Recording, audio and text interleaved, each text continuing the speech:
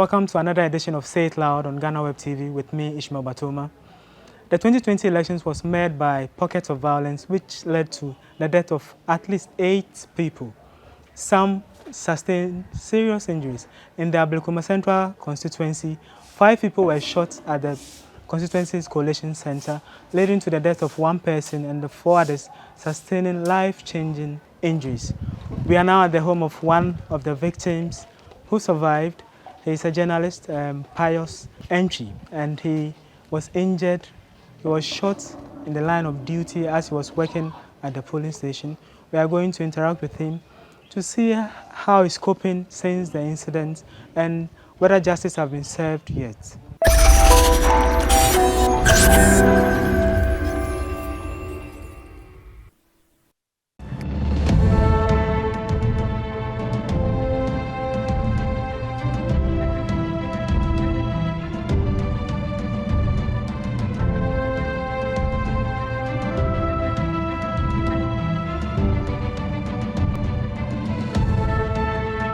Hello, Pius. Hi. Thanks for welcoming us to your home. And welcome. Even though we're at your home, we are welcoming you to Ghanaweb TV. Thank you very much. So how has it been? It hasn't been easy, but by the grace of God, we are well. Okay. So we want us to tell us the story. I know it might be painful, but if you can recall the event that transpired during the election when you got injured. Okay. So everything happened on the 7th of December 2020, on the day of the election. I was by then reporting for Global News Watch. So I was stationed at the Ablekuma Central constituency. So I went around the constituency trying to find whatever thing that was transpired with regards to the election. So we finished with everything that I was supposed to do. And there was the need for us to go to the coalition center to get the results for the parliamentary election and also the presidential election. So it was around 10 o'clock p.m. thereabout that an electoral presiding officer came with his pink sheets.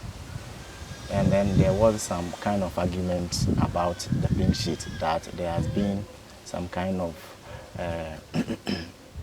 forgery in the pink sheet. It brought about an argument between the MPP and the NDC that the man has aided with that forgery.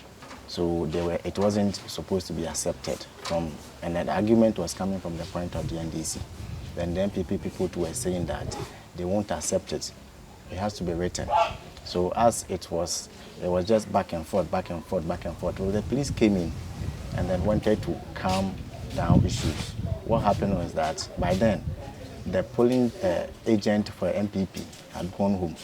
So they needed to call him to come back for things to be rectified. He came around 2 something. Immediately he entered. There was a fight that a small boy like him, why did he do that? Connived with the electoral officer to change the result. So the police intervened and then calm was restored. In a very short while, it also arose again from the side of the MPP and then the NDC on the same issue. And what happened was that a guy has come in there who was not supposed to be there. It was when, before the election, what happened was that the Electoral Security Command issued some kind of guidelines regarding who is supposed to enter a certain place and who is not supposed to. So they gave a prescribed uniform that anybody who is supposed to keep security within those areas must be identified in a unique uniform. So all people who were doing that had an inscription, electoral security something. But this man didn't have. So it rose a kind of argument between the 2 people. Around 2 something, fight erupted on the same argument. That's 2 a.m. Around 2 a.m. at the coalition center at the Matayoko, yes, Matayoko Police Barracks. Okay. All we could hear was a gunshot.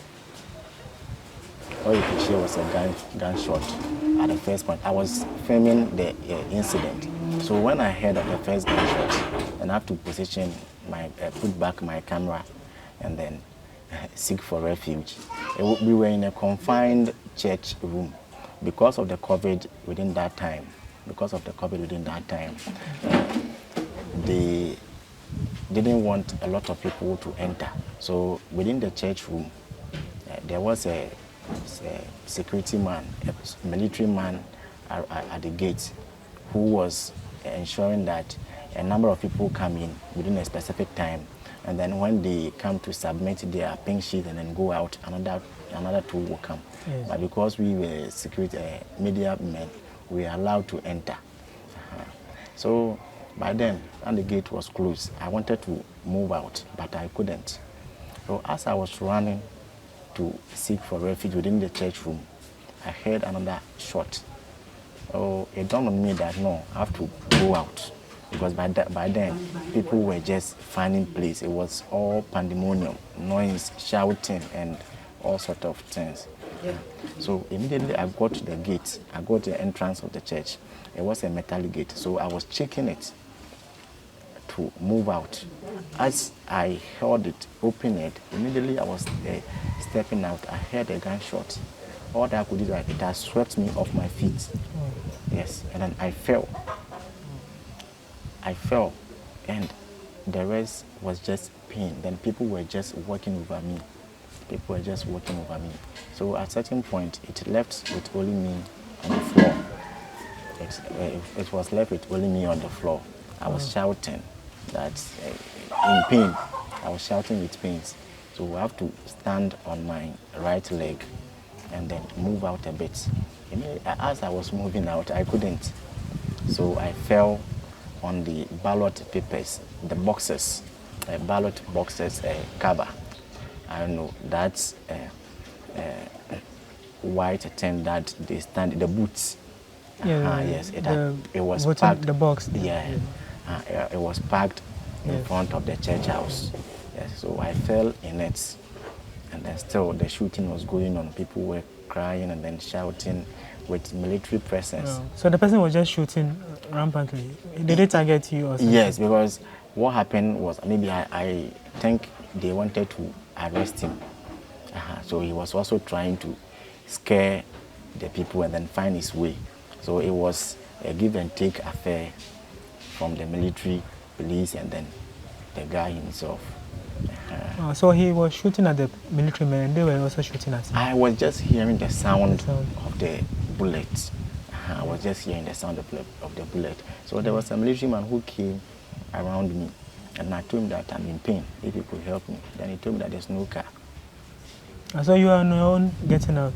Yes. Trying to get out? Yes. Wow. Yes. So he told me that there's no car. I have to be there. By then, now I've been on the ground for more than 30 minutes. Still bleeding. Yes, and then blood was just gushing out. So another one came. Then I told him that I'm dying, if he could help me out. Another military man came. And I told him I'm dying, if he could help me out. So it was him who came to remove my belt and then tie it around my thigh and told me to lie on the floor. Because if I should wake or walk, maybe something might happen. So I was just on the floor. When the place became a little stabilized, and certain guys came around. They came to help me. Then they came to help me put into another car, and I was taken to Koku Clinic. That was where I was given first aid. And an ambulance was arranged for me to go to hospital. I went to Kolebu. When we got there, they said there wasn't a bed. So we got to Ridge. When we got to Ridge, that was where we were admitted. And then on the 11th of December 2020, first surgery was performed, thinking that they assured me that it was going to be fine. So within 12 weeks, I should start working. 12 weeks came, and then there wasn't any improvement. They said I should wait for another weeks. I did, and then when I went, they told me that the gap was so huge, so there was the need for me to do another surgery. There was the need for me to do another surgery. We went through that. When they were in the process of doing it, they said they've identified some infection within the bone, and that it needed to be taken to the lab for forensic diagnosis or something.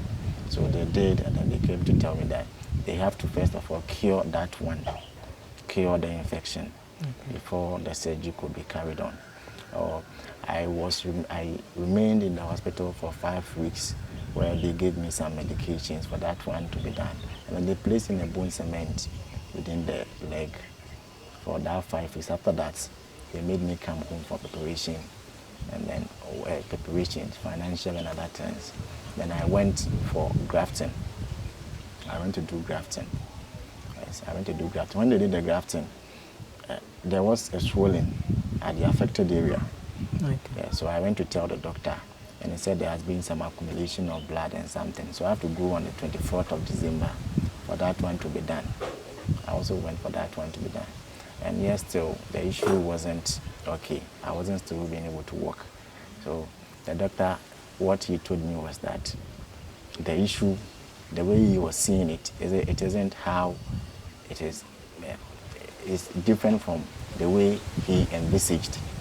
So as a specialist, the only advice he will give me that no hospital here can treat it, because the technology to be done is not present here in Ghana. We don't have it available. It isn't available in Ghana. So he prescribed a referral for me to go to South Africa, India to do. But checking at the costs, when we did the calculation on that things, it was about $40,000. Yes, and then we couldn't raise that money. Okay, before we go to the cost, so I want you to clarify the procedure you went through. Yeah. So they fixed the metal in your leg. Yes. Okay. Yes. And you have an X-ray here to show us, if you can Yes. describe it to us. Do I show it like this way? Yeah. Okay, so can you show us what they did? Yeah. Okay. So that is the metal metal implant. And these are the boots. So this is the affected area. It's 8 centimeter bone lost. 8 centimeter bone loss. So they fixed the metal to my ankle, then up to my knee. Up to my knee. They have to drill it and then place in the metal. Okay. Yes. So it's permanently fixed? They told me that the moment I get healed, they gave me 1 year. 1 year? Yeah, okay. They gave me 1 year that after 1 year it was going to be fine. And then it will be removed. It will be removed. But it's been 4 years now since the issue hasn't been resolved. It means that they cannot take it out because it is the supporter of the leg. It is the supporter of the leg. So that's why it is still in. Yeah.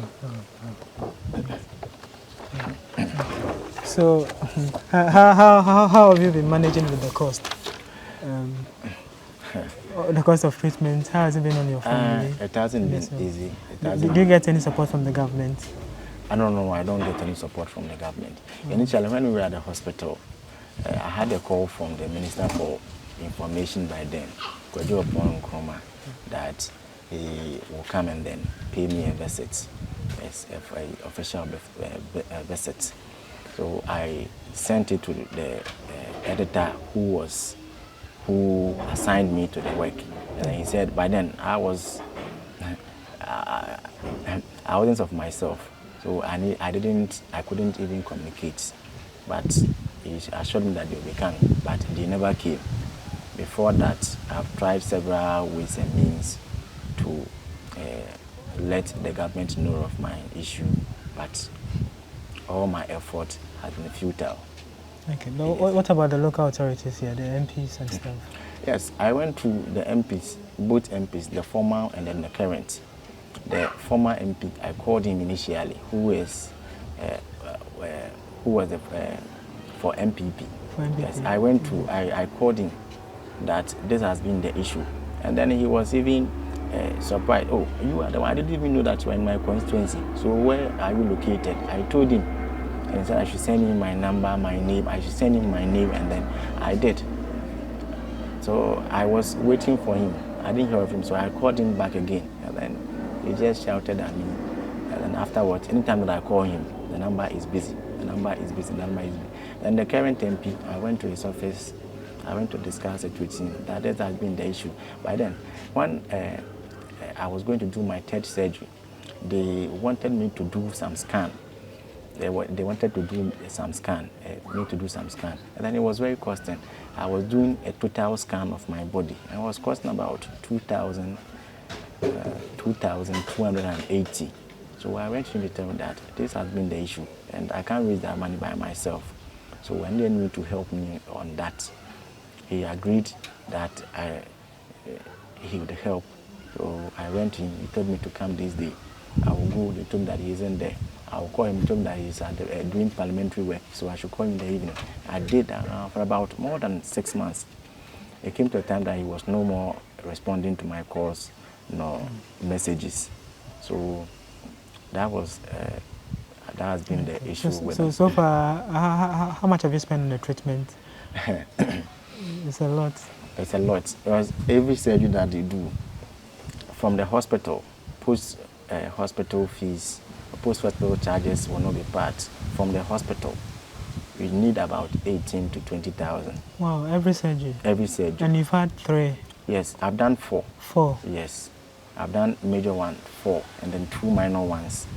Yeah, the major ones, you have to buy artificial bone. Yes, you have to buy the artificial bone. And then the artificial bone, sometimes you have to buy 4. Sometimes you have to buy 2. Sometimes you have to buy 3. Yes, and then one costs around 3,000 something. Yeah. Wow. So, wow. So we are way past 50,000. It is more than. Wow. Yes. Oh, and so your family has been supporting you with this? Yes. And yourself? Yeah. Family has been supporting, and then sometimes friends do, and sometimes too. Once they prescribe a surgery, you can't help but try to find the money. So if you don't have that money setting down, that means that you have to go for loan or borrowing. Because it is you that want to regain your strength, restoration. So wherever that you pass to get the money to come and then do, you have to. Yes. So that has been the issue. Okay. So, and I'm sure it has taken a toll on your life totally. Are you still working? I'm not working. I'm not working. Prior to that, I was working for about 3 different companies. Yes. I was at Dexolo Multimedia as a project communication officer. I was doing for Israel Trust Estate as a PR. And then I was at the NSC also as a PR. But because of the incident, I have now been home all day, not gaining any financial support from anywhere, not going to work, and just because I've gone for several interviews. If I tell you the number of applications that I've written, you tender in your application, you are called for interview. Then the moment you go, they tell you that it is true that you may qualify, but your health is more important. So why don't you get yourself treated and healed first before you come to seek for a work opportunity? So that has been the issue. I've been trying on several times to work. So what about the media house you were working on? You were working for on when the incident happened? For the media house. Did they house, support and did they lay you off or what happened? I was actually not working for them. Okay. It was an announcement that was made at church that a little girl needed support for a hole in heart surgery. Yes. By then, I was working for the media house, Dexolo Multimedia. So we took it upon ourselves to help that girl. In that quest, we met with also a church member. Yeah, also a church member, Global News Watch, in the Catholic Guild.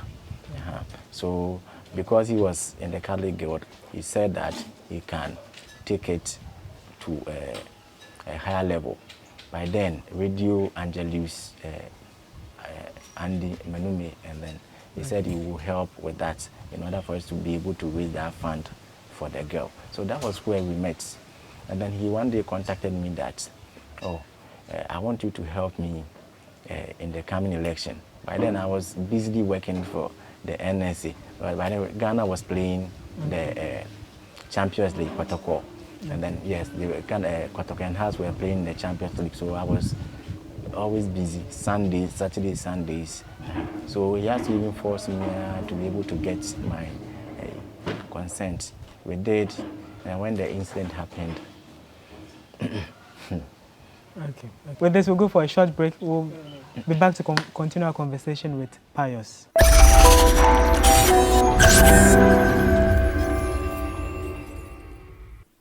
Welcome back to Say It Loud on Ghanaweb TV. We continue our conversation with Pius, one of the victims of the shooting incident during the 2020 elections. So now let's talk about justice. Did the police apprehend the shooter, the person who did the shooting? Yes, at my place, at the Matayoko Police Barracks, he tried to escape. I wasn't there, but what I heard was that they couldn't apprehend him at that place. So he went on to the Diu constituency to cause same mayhem. That was where luck ran out of him. And then he was caught by the indigents over there and even wanted to lynch him. Then police came to his aid. Okay. Police came to his aid and he was taken to the police station. Then the next day or the next 2 days, he was taken to court. So the matter was taken to Circuit Court 4. The matter was taken to Circuit Court 4. And he was remanded into police custody. But I wasn't given a lawyer. The GGA came to my aid, but I've been going to chip in this. When the case came, the GGA came, they gave me some insurance because they said that all the people who they gave an accreditation to cover the election they've secured an insurance from SIC to them. So they gave me an insurance to cover my first surgery. So when the matter was taken to court, they came to write my statement and then others at the hospital. But because I wasn't given a lawyer, we go to court and then they just do what they will do. The judge will just do what they will do. And then all that we hear. I wasn't going to court personally, but my brothers were going to court. They said the case has adjourned to this day. So I was at the hospital when I heard that he has been discharged. The case was taken, his discharge case was taken to the High Court, and then the High Court has given him bail. Yes. So from there, we go to court, then you hear they said the judge couldn't come. Then you go, they said that the judge is sick. And for a very long time, the case was not going on. So when I came back from the hospital, I have to be on 2 crutches, go to the court, and then find out why the case was delaying. Then they told me that the judge was sick. So until the judge came, the case cannot continue. So the judge came. He came from a sick leave. And then I went to meet the prosecutor. Then he told me that for him, he's there as a prosecutor. So it is the investigator who would feed him with information concerning the case before he can also continue with it. So I called the investigator about the case, and then he told me that he has also sent some weapons and other things to the CID department and also the National Security for forensic investigations. Until they are done and feed him with that information, he cannot feed the court with anything for the case to continue. So I think 5 people were shot on that day. So was your case together, or they were handling it separately? No, it was together. It was together? Yes, it was together. It was together. So the case was not going on. I have to write an RTI to the National Security, and it was also to the CID. Okay. And then the accused person, I hear is rumors that he works for the National Security. It's called Kula or something. Yes. So the accused person, that was what I heard. They said he works for the National Security and also for Jubilee House. So, can you identify the person he works for? I said he works for me. I don't really know, but a name was mentioned that he works for one of the big men in the Jubilee House. The Jubilee House. Yes. So I wrote an RTI to the National Security and then the CID to request for information regarding the case. I wrote the first one. I didn't get a reply. So when I wrote the second one, they didn't also reply. So I have to petition. So the request was for to get information on the guns that were sent to them to Yes, and then how the case, because they were supposed to feed the court with a forensic investigation. Yes, how far they've gone with it, and then their findings. But there was nothing coming in. So I petitioned the RTI Commission, which I even have a set here. Okay, so this is the petition to request for response to the Director General, CID, police, you can say it here.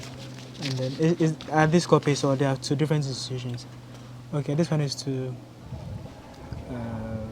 okay, right to information request. To which organization? That is the right to information. Okay, I think this is the petition I sent to the Right to Information Commission. Oh, okay. That I didn't get a response from the Let's show it to the cameras. Okay. So these were the evidence that are attached to my petition. Oh, okay. So this is the request I sent to the police. Okay. Yes. Okay. And then that is what I sent to the. And then this is the response. This is the response from them? From the RTI Commission. Oh, okay. Yes. Okay, so in essence, what did they say? I didn't get a reply from them. So they were fined. Both the police and then the National Security were fined, I think, 50,000 and 100,000 respectively. The police 50,000, the National Security 100,000. And then they gave them a timeline for them to feed me the information. But the police called me sometime that their response are ready. I should go, but then I was at the hospital. Yes, I was at the hospital, Kolibu, for my 4th surgery. So I couldn't go for it.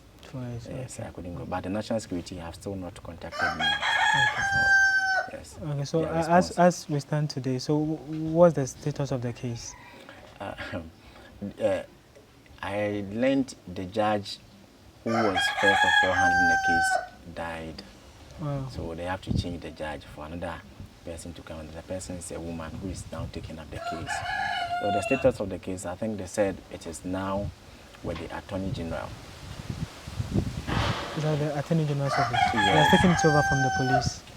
No, the Attorney General is the one who is to advise the court on which kind charges they are to give to the case. Okay, I thought the police, that's what the police prosecutors were doing. Yes. Okay. Yeah. Okay, so as it stands now, there's nothing going on? There's nothing going on. We are waiting for the judge to be replaced? No, the judge has been replaced. It's a woman now. Initially, it was a man who somewhere along the line died, and then a woman came in. So she has come to take over the case.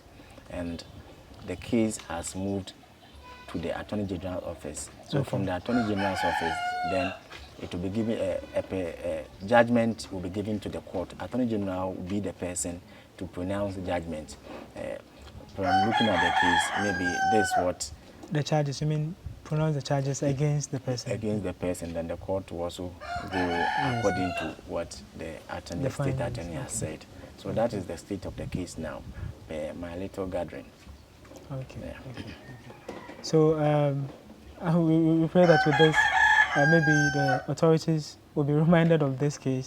So it's yourself and the families of the 4 other victims that are seeking justice with this. Okay, and we have just a few months to another election, and we are worried about election violence.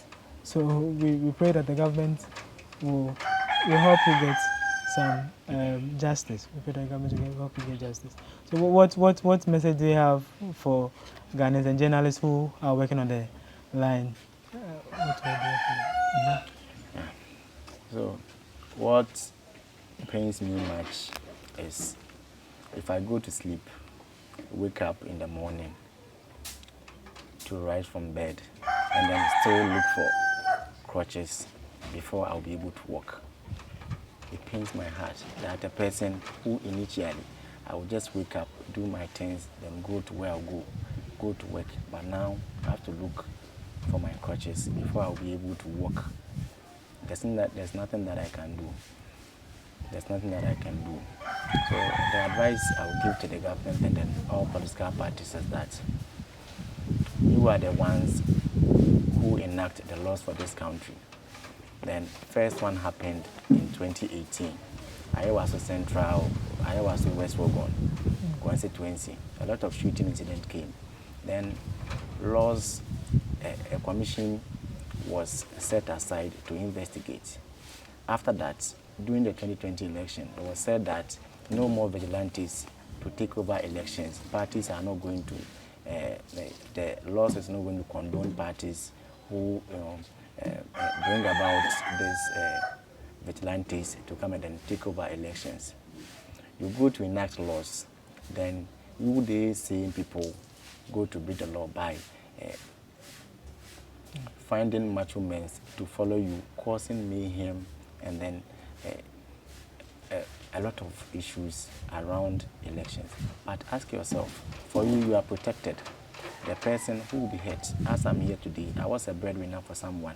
Someone too is a breadwinner. Because if I didn't have any business doing there, I wouldn't have gone there. I went there to work in order to also get my daily bread. Now here I am me sitting here. I don't have anything to depend on, and nobody is coming to my aid. Had it not been you who have come here, I would just be here, and nobody even knows my issue. You know? So it is about time that politicians, they shun that attitude of proclaiming to the public and then pass back door to do the evil thing. Because the country is for all of us. It isn't for much men, it isn't for politicians. We do election today, the country goes on. You die today, the country goes on. It isn't that if you don't win election today, the country should come to a standstill or the country should die. Any advice to the youth in particular? Yes. For the youth, what I'm going to tell them is that if you have muscles, you have to use it to work and then find your daily bread. The politician that you are dying for today, when something happens to you, they are not going to come to you. The politician that you are dying for today wouldn't be the person when something happened to you. You take care of your mother and then take care of your children. But if you're able to work hard, have your brain power to, you know that you are going to grow by your 40, 50 years. What you are doing today, that you have muscles and things, you cannot, but then you are becoming so fragile. So if you have power today, use it, educate yourself, find better work to do, and then shun this kind of hooliganisms, that kind of macho men vigilante, and unnecessary at doing elections. Because we need you to build Ghana. Now, if you wake up, everybody said they want to go to Canada, you want to go to the US, you want to go to the... They also started somewhere and have gotten to where they are today. Let us come together as youth, build our country with our brains, but not with our muscles. Okay, so thanks so much for inviting us to your home and for taking time to take us through the pain you went through. Yes, we pray that with this we'll be able to get some results, some help, and then your advice will help some of the youth.